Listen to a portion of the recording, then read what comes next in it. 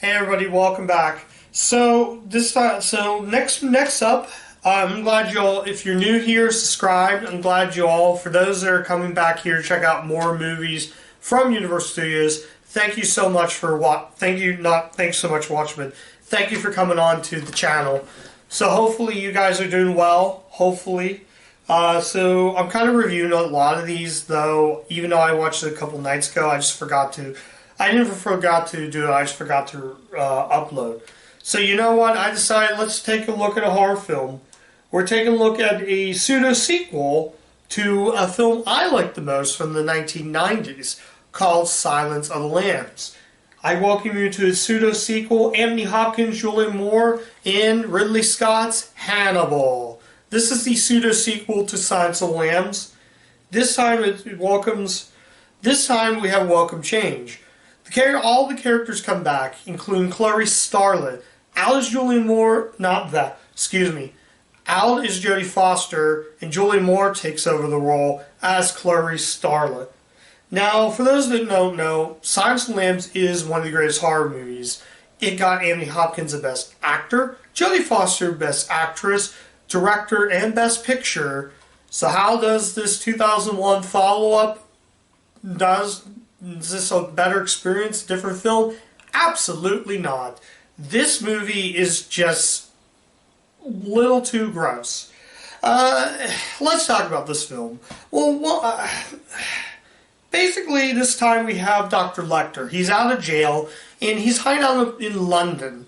Clarice Starlet noticed that Lecter has escaped, and she's on the job, trying to go look for Lecter. So he meets up with a man, not Buffalo Bill, but another guy. I can't think of what his character's name is. I'm trying to see. But yeah, I guess, what happened when they made this movie? Yeah, so basically he meets up with this guy, tells the story of how his face got mangled. So, yeah. In the beginning of the film, we don't get Lecter. Instead, we get one giant shootout with basically Agent Agent Starling shooting a bunch of gang members. And what is the point of that?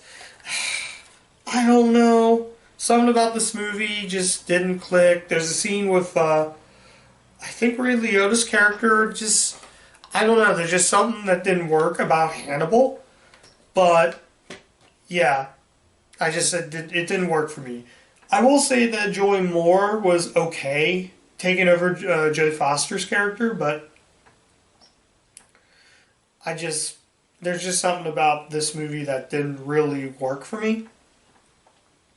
It was written by David Mamet. David Mamet wrote the screenplay along with Steve Zalian. Dino De Laurentiis produced this along with Ridley Scott, but I don't know, the idea. How to explain? There are some really good spooked out moments. There are some cringeworthy WTF moments. I'm sitting there thinking, what the funs? So yeah, it's just I don't know. There's another scene where she's being drugged. She gets shot, then Lecter carries her over. He does surgery and puts morphine in her. So she ends up in a dress. Now, I don't know how she put on the dress. If she's knocked down in surgery, put on the dress, did he decide to take off her clothes and put the dress on herself? I don't know. Movie logic, they don't tell you. Well, it's movie logic. You're not supposed to know. But yeah, there's a gross out brain scene. I'm sitting there cringing. I keep thinking of Scary Movie 2 when I think of that. So that's the really only thing. I thought I saw this on VHS. Maybe I saw it on VHS. I know that scene I remember because Scary Movie poked fun at it though. So yeah. Hopkins is good, but I feel like he's phoning in. There's one scene I did like in the film where she gets to London and Dr. Lecter tells her to go to the merry-go-round. So he's there on the merry-go-round riding the horses on the merry-go-round. He's trying to grab her hair. He misses just by this much. And I'm thinking to myself, come on, you could have done that. Could have done it better. There's a scene near the end, Lecter gets away. I don't know, something about this movie just didn't work. There are parts that did work, and there are parts that did not work for me.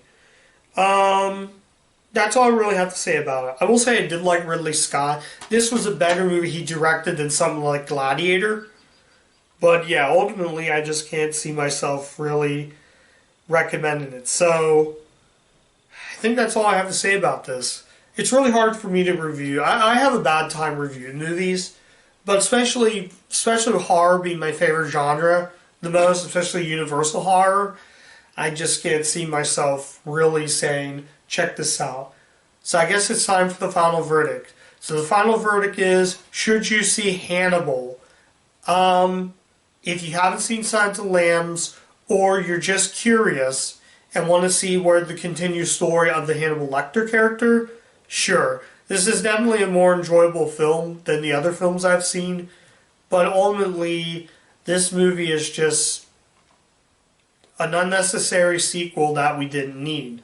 I will say that Red Dragon is the better film based on the Lecter character, but that was more of a remake to the original Manhunter rather than the third film in the Silence of the Lambs trilogy, or the Hannibal Lecter trilogy, whatever you call these movies. The movies of Hannibal Lecter as a character. Anthony Hopkins, like I said, not phenomenal character, but yeah, Hannibal Lecter is a phenomenal character. It's a double disc. I'm going to talk about the special features. Before I sign off, let's go ahead and take a look at special features in it, though. I have the copy that was like just one that said the Hannibal Lecter collection that was full screen. This is the 2-disc widescreen. And yeah, special features are really cool. We got a never before seen alternate ending with optional director's commentary. Maybe I'll have to check that out someday. 35 minutes of additional deleted scenes, a feature commentary with Ridley Scott, Breaking Silence, 5 unique featurettes including rare footage and interviews, multi-angle featurettes on the art of storyboard, anatomy of shootout, multi-angles, gallery featuring trailers, TV spots. I haven't watched the TV spots, but they're there, and more. There are additional trailers, but when I played on my DVD player, it didn't give me a menu, it just started the disc. As soon as the very end, it kept like glitching, and then it stopped my player.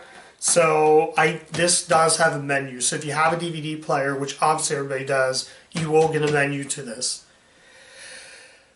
So that's it. Not much to say. I'll definitely say, sure. That's all I could really say. If you haven't seen Silence of the Lambs and you want to see where the Hannibal Lecter character goes from after Silence of the Lambs, you're not really missing out on anything. I honestly didn't get bored with this movie. I was sitting there, although the shootout scenes and the dining room scene, it's just really, really got to me. There are some great moments, like when Agent Starling is at an amusement park in London trying to find Lecter. So that's really cool. I think it's London. I'm not really sure. Might be London. I can't really tell. I want to say London, probably. But yeah, I'm just gonna say that. Okay, I'm out. That's it. That's it. Go watch Hannibal.